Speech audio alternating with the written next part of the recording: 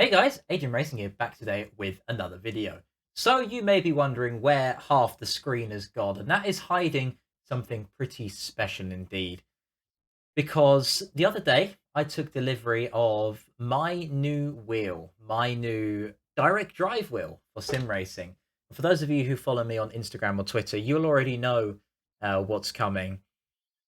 But today is going to be my first drive on my new Thrustmaster direct drive wheel. Yes, I probably am one of the first people in the country, well, to be honest, anywhere in the world, to receive one of these Thrustmaster direct drives, and I'm super excited to share it with you guys at home. So, to give you a quick rundown of the specs on this baby, sustained force of 10 Newton meters going through unfiltered force feedback, which is straight from the Thrustmaster description of it, costing £600 for just the wheelbase alone, and coming with Thrustmaster's new quick release system, which is a hell of a lot better than the old one. And if I can find the quick release, I'll show you now. That's it. That is all there is to it. The wheelbase comes with one adapter, so all old Thrustmaster rims can be placed onto this wheelbase, which I'm using my trusty TM open wheel. And you'll also be noticing that it comes with some little lighting around the side, which can be programmed to be used for, say, yellow flags, if flash yellow, white flags, blue flags, however you like to have your flag set. You can also use it for an RPM dial as well, which is pretty damn cool. You may be noticing on the side here, there's some buttons. So we have the emergency stop button here, as well as some other features which I'm still not yet too sure about, to be honest. So I've basically spent the last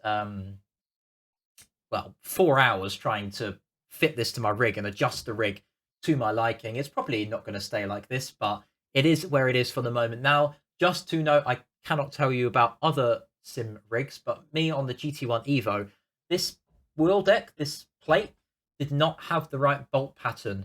So I did have to do some drilling, which was annoying, but provided you get the drilling in the right holes, then you're not going to have a problem with that.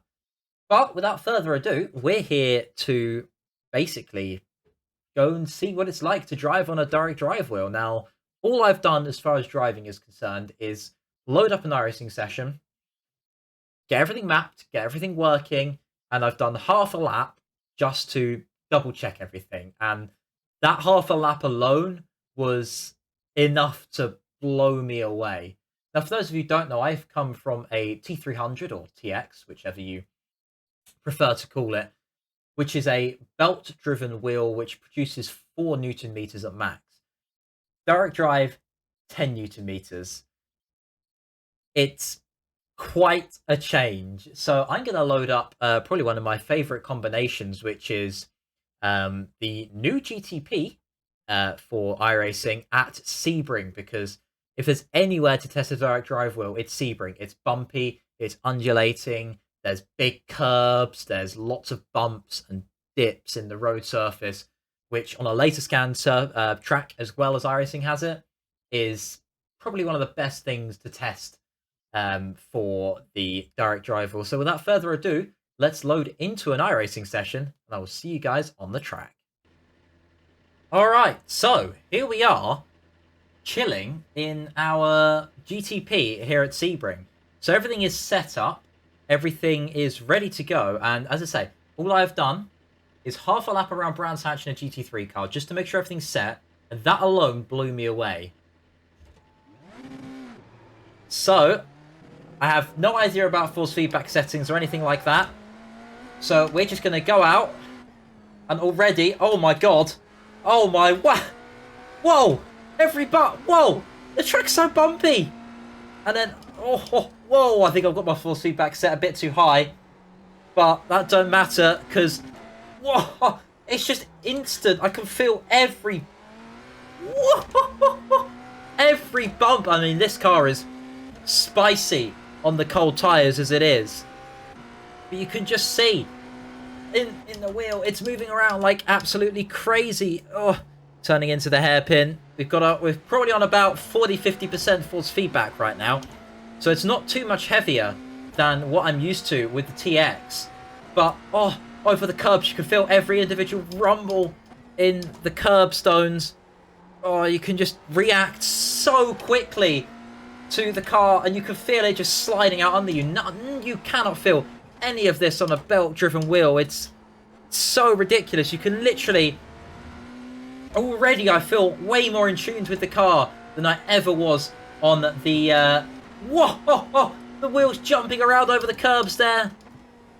Into... I can't remember the name corners here. I think it's Le Mans.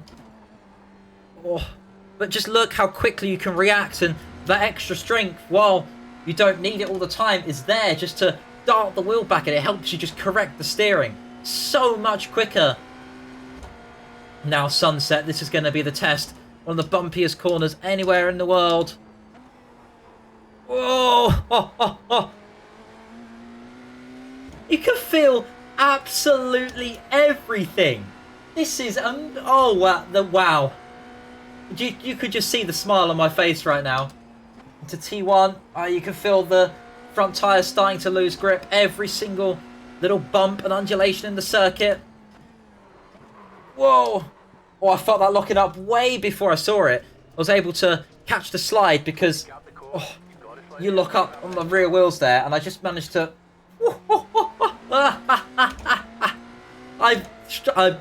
Okay, come on. Concentrate, Andy. Concentrate. See if we can try and get a representative lap time here. See what it's like heavy on the brakes. But you just feel the steering go a little bit light when you lock up the tyres. Or, well, heavy. Whatever it is. Heavy. I don't know. You just feel it. You can't describe it. You just feel it. Oh, I'm feeling so many bumps that I didn't even know were there. Like, on a normal wheelbase, you feel the bumps over where you see the car moving around or where you hear the car moving around. But on this DD wheel, you can physically feel it. Oh, it's really heavy, I'll give it that. As I said, I probably ran that other wheelbase at maybe 3 Newton meters at the most. We're running definitely at least 5, if not 6 here. And, well, that's nothing compared to, like, Simya Cubes or VRS bases. This is... Oh, wow. So, I have no comparison to any other DD wheel. I used a DD wheel for 10 minutes maximum at a demo run at Goodwood once. And that was probably extremely detuned. And that was my full experience of using a DD wheel. But this is sublime. So... Sorry if this isn't very informative or a review or should you buy this product, because I cannot tell you, because I cannot compare this to anything else on the market. But all I can compare it to is the belt-driven wheel that I have owned for the past 4 years, and already I feel so much more in tune with the car. And I would probably agree with what most people say, just from these couple of laps. A DD wheel will never make you faster, but it will make you a lot more consistent, because you can correct the slides. You're correcting slides. Oh, well, hang on. I'm correcting slides before I would have even felt them in my old wheelbase. And by the time that's come around, the slides are uncorrectable and there's no chance of saving them. So you get a much better feeling for where the limit is. And in a car like this, which is already sketchy as it is and not particularly planted, finding that limit is... is such an important factor in being able to put in quick lap times lap after lap after lap. Over the curbs, it's just... You can feel it, you can react to it so much quicker. Right, Sunset, once again. Oh, I just want to go through Sunset just to feel it. So, 7th gear, chuck it in.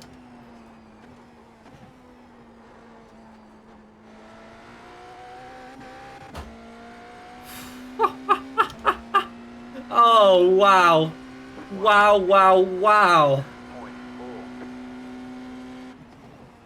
T1, turn it in.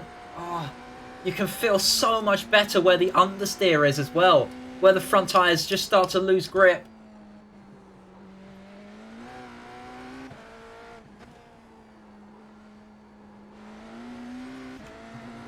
And when you're applying the throttle, you can feel it so much sooner when the rear is starting to slip, so you can just weigh on that right foot and then bang, all of a sudden, as soon as you feel it grip up. Down to first gear, tip it in. I am absolutely blown away. Absolutely blown away by this.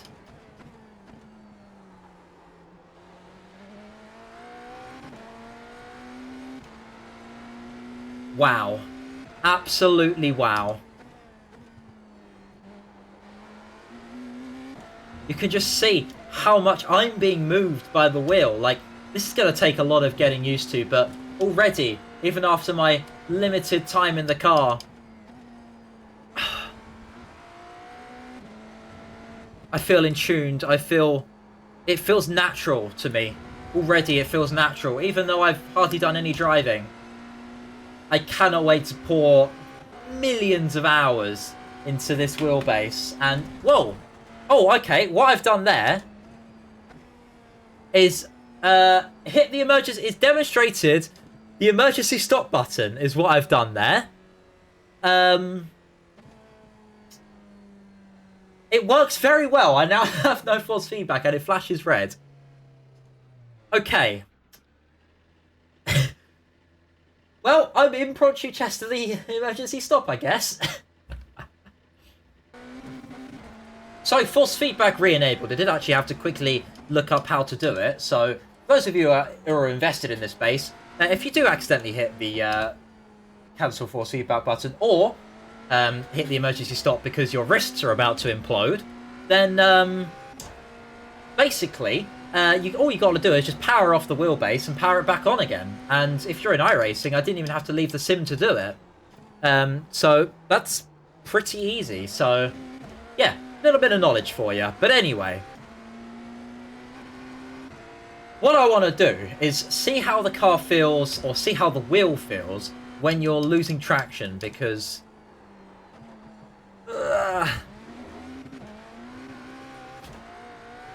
or when the car's about to go. Oh my god. And because you can react to the slides so much quicker, you don't have that sort of mid-slide time loss. So even though you are sliding and you are losing time, you're losing less time because you can correct it before the angle gets too much. And of course, you've got much less chance of actually losing the car. Like there. Oh, you're just able to correct the car so much sooner. Anyway, what I want to do is I'm going to take my hands off the wheel for this because I've already found this one out. Brake on the grass.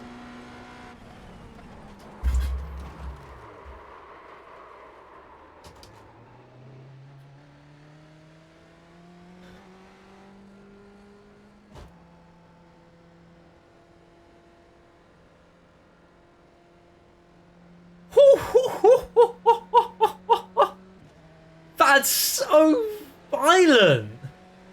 But again, I braked on the grass, and because I was able to snap back to an extent, I took my hands off because I don't fancy broken wrists at 8:30 at night. Wow. Wow, wow, wow. I'm just blown away, honestly. Like, as I was saying in the intro, this is a entry-level BD wheel. You would probably could be comparing this to something like the Acertec, lowest Acertec wheel, your Fanatec CSL DDs, and your Moser R5s. This is sort of where this wheel sits. And yes, okay, there are some bad points when you're talking about its comparisons. Yes, the wheelbase is made of plastic, or at least on the covers, obviously, full metal internals, everything like that. The cover is made of plastic, apart from the two aluminium panels, which are fully customizable in a range of colours. I think about 20 of them. I'll tap this side this time, so I don't actually hit the hit the emergency stop again. But where you have obviously been cheaper materials to make the wheel, which honestly is just Thrustmaster's kind of signature dish at this point. Cheap materials on the way it looks, but what that means is you get better bang for your buck in the actual quality of the wheel itself. And as I say, I cannot compare this to any other wheelbases because I haven't used any other wheelbases. Whoa! That was very close to the wall. But the finish is excellent. The force feedback feels amazing. I mean, I'm just blown away. And for anybody who is already in the Thrustmaster ecosystem, like myself, where you've already got your Formula wheel and your round wheel, and you don't want to be spending out all that money on having to buy new wheel rims, and you're probably going to be talking well over $1,000 at that point. Buying the base, which is, again, £600, that's including tax as well, by the way, from Thrustmaster, which also has free delivery, I believe. There is not a better deal for a Thrustmaster user than this. Of course, if you're outside of the Thrustmaster ecosystem, if you've already got, say, Fanatec, then I would probably say, again, go for the Fanatec CSL because you're in that ecosystem. But this wheelbase, of course, has 2 more Newton meters available to it. While also, however, obviously, on the flip side, that is £100 or 150 odd pounds more expensive than the CSL DD. So it's all positives and negatives, and honestly, I am super happy with this right now. I could sit here and lap after lap and lap and lap until my arms fall off or I eventually spin and snap them into a million pieces, because this is excellent in every single sense of the word. So I think I'm going to go for Sunset one last time and bring it into the pits.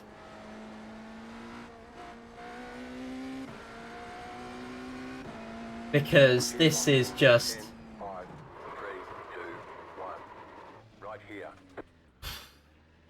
wow.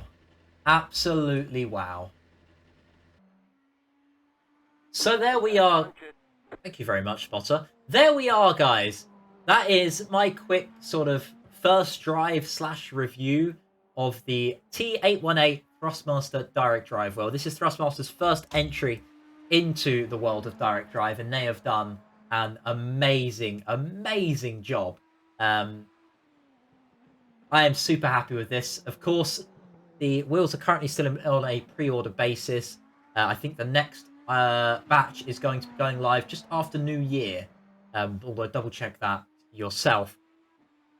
All that's left for me to say is thank you very much for watching, and thank you Thrustmaster, because I've been looking at DD wheels for about a year now, and I've been undecided on what to get because, as I was saying during the video, for me where I am now, if I was to go to Fanatec or go to Acertec or go to Simucube, even though I have no way of affording Simucube, I would have then had to have bought a new round wheel, a new Formula wheel to go with it. And Thrustmaster, while they have been late, and while the announcements of the announcements of the announcements has been tantalizingly annoying and frustrating, the wait has been well deserved. And I will always say I would rather a company wait to release a product and to have it be ready than release it when it's not ready and have tons and tons of callbacks. And please, Thrustmaster, just sponsor me. But on that note, I'm going to say a goodbye. Thank you very much for watching.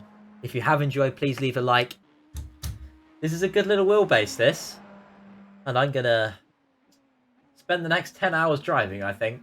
So thank you very much. See you later, guys.